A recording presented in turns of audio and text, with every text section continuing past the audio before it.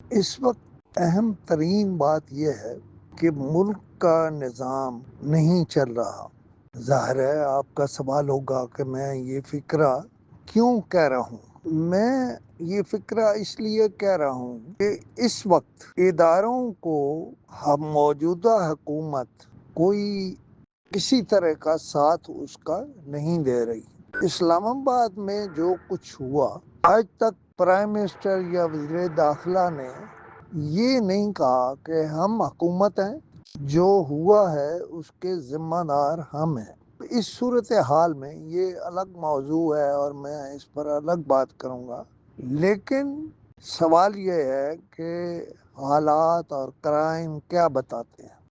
میں سمجھتا ہوں کہ خرم دستگیر کو جان بوجھ کے نظر انداز کیا جا رہا ہے۔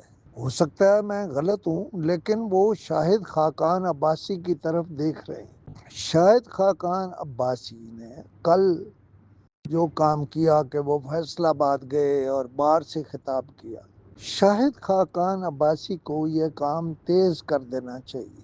اور ساتھ میں یہ بھی تجویز کروں گا کہ ایک سیٹ خالی کرا کے وہاں شاہد خاقان عباسی کو الیکشن لڑوا کے اسمبلی کے اندر بھیج دینا چاہیے۔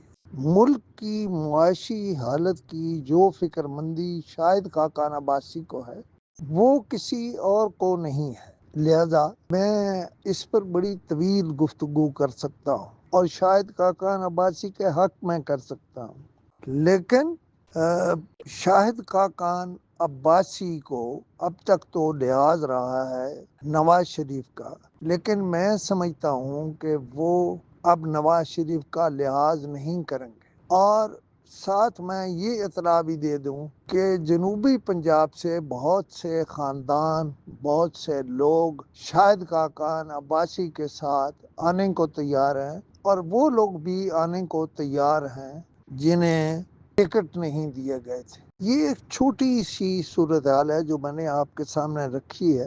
اسے آپ خود جائزہ لیں، اس پر اپنی رائے قائم کریں اور مجھے ضرور بتائیں۔